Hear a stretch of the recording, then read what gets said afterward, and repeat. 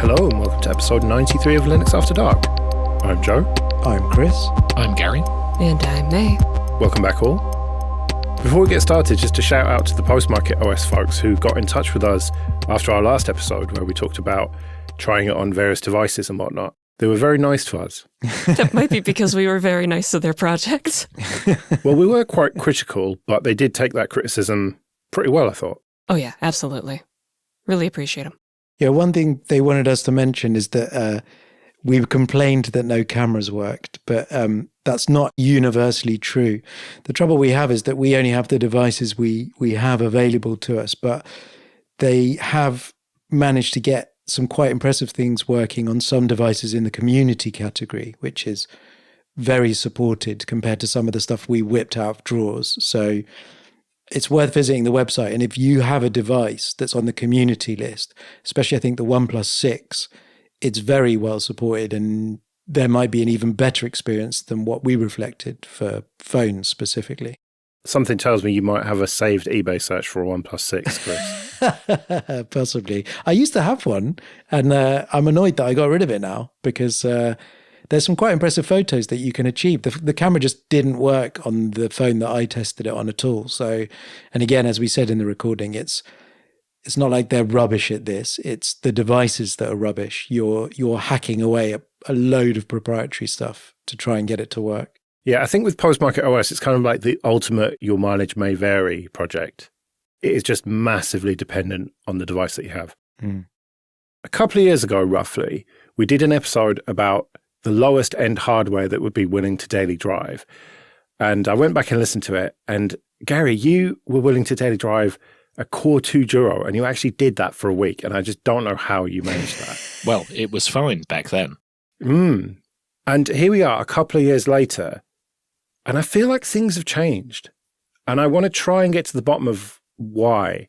Because at the time, and for the last couple of years, we've basically just constantly banged on about this 8th gen mobile Intel generation, you know, the ThinkPad T480, that sort of thing. 2018, 2019 era. Yeah. And that being really performant and able to do most stuff that you want to do for general computing. And I've got a few laptops in the stack of that vintage, and they are starting to feel a little bit slow to me.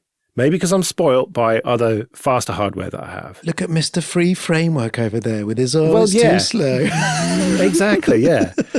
But like, you know, I take a YouTube video off full screen and I notice it go clunk, clunk, clunk, not just smoothly, just like that. Just little things like that. I open Google Docs and it just takes like a little beat longer than I would like. And yes, this is massively first world problems with me, but I don't think it was like that even 2-3 years ago. So what has happened? Why have web developers allowed it to get to a situation where even an 8th gen Intel laptop feels slow to me? Maybe because they're all using M1 MacBooks at this point. Yeah. Or M4 Mac Minis or whatever. Yeah. Or the Pros. You're honing in on the web browser, right? I mean, you didn't upfront it, but that's where you went immediately because I think you're right. And that's what's difficult because increasingly everything you do on a computer centralizes around that. And I think one of the things that's happened, and I was doing some reading about this earlier today, the engagement and stickiness factor is so important to people that now they try and preempt the speed of the human brain. And the infinite scroll is one symptom of that. So a lot of websites, when you go to them, they're like, what is this person going to do next? I'm going to pre-buffer that in. Or they just load with content. Today, I was using my computer and I was like, why is my fan spinning? And it was my work laptop. And I had so many browser tabs open and it was Hunt the browser tab. And I eventually found some article I was reading that had some kind of infinite loop, parallax, animated banner video thing that was part of the content of the site. It wasn't an advert. But that is a huge part of the problem, I think. There is a real obsession that if websites aren't instantly giving you what you need and they try and preempt that, you'll leave the website. So that's what they're throwing at you. And it's a real problem because it just means you get these horrible, endless, memory leaking, never stop scrolling websites that are just awful. And that is it, isn't it? Because even the Core 2 Duo, if you loaded a distribution of Linux on a decent SSD and it had 8 gigs of RAM, if you could get 8 gigs of RAM in, most of the stuff you would do for general computing, like my daughter, she has a laptop with 4 gigs of soldered RAM and a very weak CPU, but we mostly do stuff like Scratch or even Minecraft, local applications that don't involve a web browser. Minecraft runs remarkably well if you set like the chunk size down and tweak it for lower end laptops. So it's the browser then. It's just that. It's just browsers are shit, is what you're telling me. Well, not just that. Everyone hates Electron, right? And this is probably a dev time discussion as well. But one of the reasons people like it is because it's a cross-platform target that somebody else has done a lot of heavy lifting for. It's not optimized for low resource usage, but if you target Electron, you have a cross-platform browser engine that has done lots of work for you, but it's incredibly bloaty. And I think, May, you're right to a degree as well. And I often feel that like this about Windows as well. People test it and go, yeah, this is fine. You're like, yeah, but what is the machine you're using? Have you tested this on what some people have? Because it's really bad. And I think the web browser is really, they just assume massive resources and don't really care. Well, I think this is why I got on so well with the Core 2 Duo machine, because I don't use that much stuff in a browser day to day. And certainly in that challenge, I was doing a lot of stuff in a text editor and with containers and some SSH sessions and other bits. So realistically, that stuff does still work on an older machine. And you just have to be a little bit more patient, I guess. It's not like running 50 browser tabs in your example on your work machine, Chris, where there is going to be something there somewhere that has a crazy memory leak.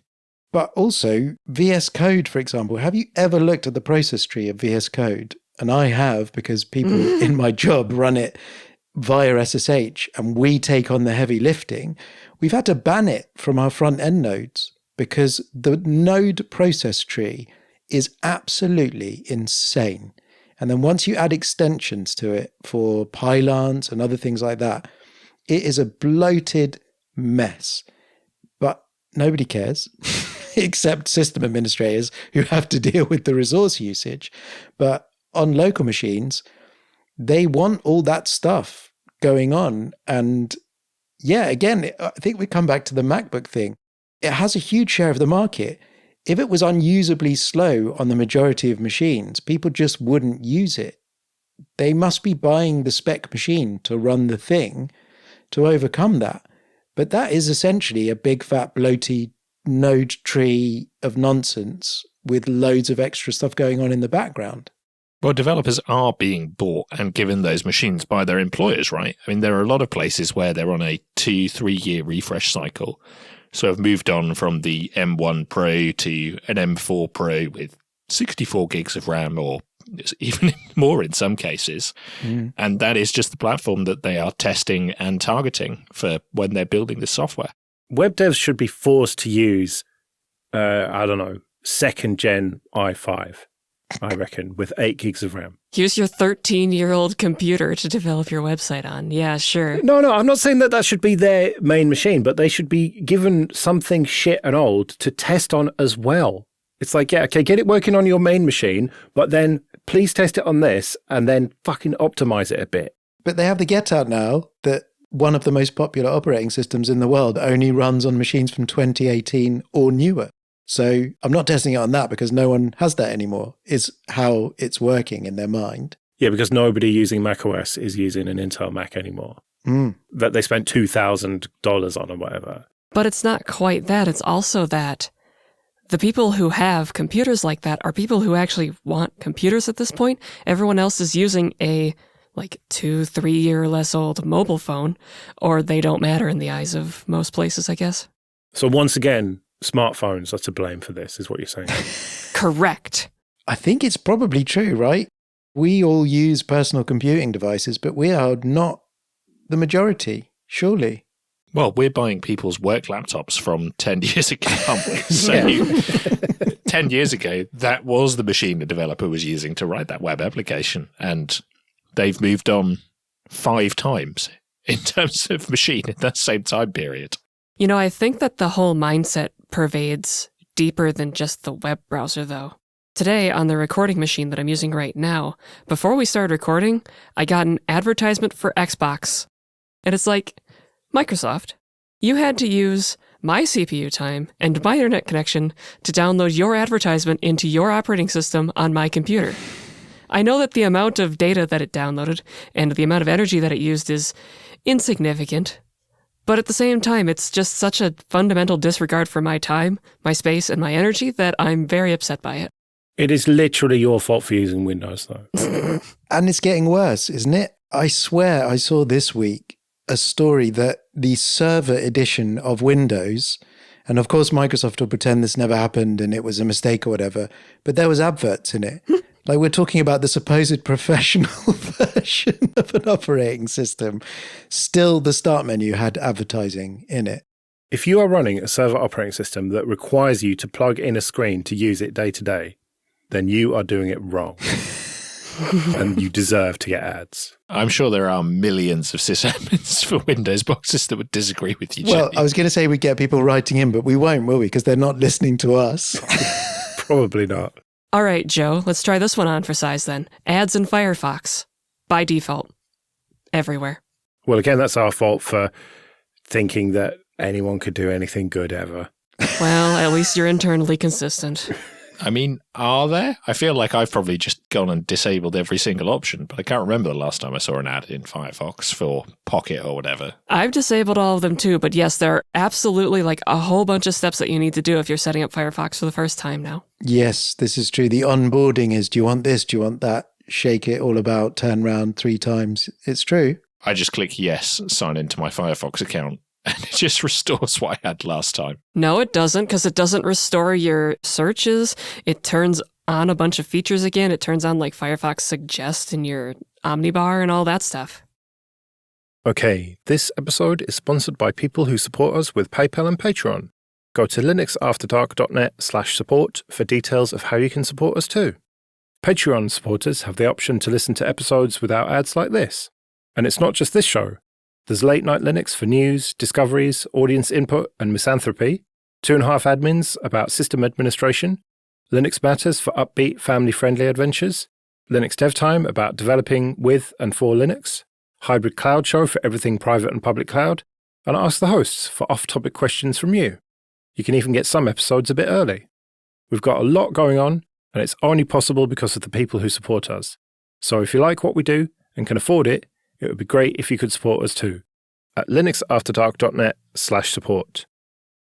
To bring us back round, here's what I think the problem is that, Joe, we enjoy the control that running a distribution of Linux affords us, and it feels like the internet has become almost another operating system, and we're not allowed to do that. And it's a very bloaty one, but it's where everything is getting funneled towards.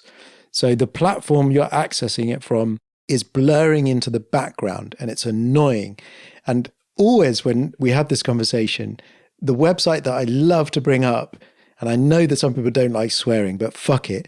There's a website called motherfuckingwebsite.com, and it's very sweary, but I suggest that you go and look at it.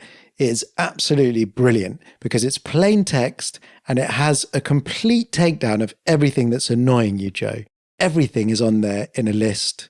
It's completely tongue-in-cheek, but it's also true. What have we done to the internet? Like, obviously, GeoCities was an aesthetic we probably should leave behind, but it's too much. We've gone too far down the other direction. It reminds me of whatisthefuckingweather.com, which is very good.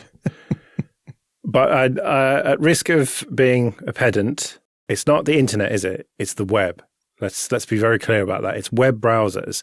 They are the operating system that you're talking about. Yes, this is true. And yes, platforms and frameworks like Electron, we've lost, apart from the fact that all of the content was bilge in Web 2.0, and in Web 3.0, it's bilge of bilge that's eating itself.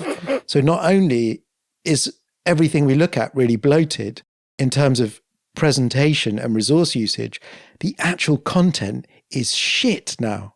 So it's just getting worse. So we're trapped into using something we don't have any control over and that just gets progressively worse. It feels like someone would have said something about this at one point, but I'm not sure what that person's name could be. I wonder if we have some like catchy title for them, like That Person Is Right or something. Tricky, isn't it? I have no idea who you're talking about. They don't exist anymore. Even if a stop clock is right twice a day or something. Something like that. It does take the edge off the enjoyment of resurrecting old machines for me. One of the things that's enjoyable about installing Linux, historically for me, is, wow, look at how much better this machine runs than what was running on it before, which is partially true. But when the application that you want to run is the web browser, it doesn't make any difference. Exactly. It just starts to disappear and you're like, oh, I've lost all the gains now. Now, with older laptops, I tend to now do more fun things. Like I turned one of them into essentially an Amiga. So you boot into it and then it loads up an Amiga-like interface with the entire history of Amiga ROMs and demos and everything. So when I boot it up, it feels a bit like, an A500 Mini would be. It's a single-use machine, but I would never want to do anything in a web browser on it because it's horrendously underpowered. And I think we had this discussion with that netbook, Joe, a while ago. You're like, what do I do with this? Yeah. And the first thing we dismissed was, well, you're not using any kind of, even with a in-support Linux distribution, you're not going to use the internet on it, but you have to find other things to do. And it's a shame. Yeah, I mean, you could SSH out of it or something if the keyboard wasn't tiny. But yeah, ultimately, I think I put Batocera on it. And I haven't used it much, but it is very good for that, playing really old games. I think we crossed the threshold, haven't we? That it used to be that 2 physical CPU cores would give you enough context switching to offload things and balance it. And I just don't think that's true anymore. I remember getting a Chromebox with a Haswell Celeron in it, brand new. And at the time it was like, wow, this is actually a fairly powerful chip for what it is, for the size. The single core rating is pretty decent. And it was an enjoyable experience once you installed Linux on it. But I just don't think that's the case anymore. I think you need to be able to balance things across more cores now. And there's surely a huge pile of e-waste building up of these Core 2 Duo and older machines. Well, not even as old as that. I think Microsoft might actually be spot on here. And anything older than 8th gen Intel or equivalent really is just too old to use comfortably, even with Linux now. Well, the 8th gen is where 4 physical cores became the standard, right? Yeah. And most new machines are 4, 6, 8 plus cores. And that is just the norm now. And we are in a world where all workloads are massively multi-threaded. I mean, even your phone has at least 6 cores, even at the low end now, right? Mm. So let me ask you the question again that we had 2 years ago. What is the lowest end machine that you would be willing to use these days, do you think? Gary, surely not a Core 2 Duo. No, I toyed around with this during the week because in my garage I have a 2012 Mac Mini and it had been running a newer version of macOS than it was designed for. And it was horribly slow. So I went back to the last supported version and it was absolutely fine. And I installed Fedora. And again, performance was absolutely fine until I opened a web browser. Shock horror. Yeah. So I think for me to realistically daily drive it now, it has to be something that was probably made in the last 5 years. Yeah, I think that's basically where I am. Using an 11th gen Intel mobile machine lately felt like, I wouldn't really want to go much lower than this. 11th gen is basically the new 8th gen, I suppose is what I'm saying. Yeah, I think you are right. And that is a terrible state of affairs. It's terrible. But it's 4 years ago, isn't it? Time just flies. And things are getting left behind. I mean, the weakest thing I have now is a Pentium N6000, which is an 11-inch laptop. I'm about to go on holiday, and that's what I'll take because it's got 8 gigs of RAM, but it sips power. I don't really mind if I lose it, and I can probably just about use it because it's from 2021, and the iGPU has acceleration for certain things, and it's just about usable, but I don't think I could use anything weaker than that if I needed to use the internet for anything, even for just, on holiday, having a look at some maps or some tourist information, not even doing fairly intensive stuff in the browser. Because as we've discussed, if you uBlock origin everything and try and reduce the bad of things, it's just immediately noticeable if the machine isn't up to snuff. The other thing that's slightly scary, we were talking about developers and their M1s. That's a 5-year-old machine now. And you can get an M1 Mac Mini for less than 300 quid.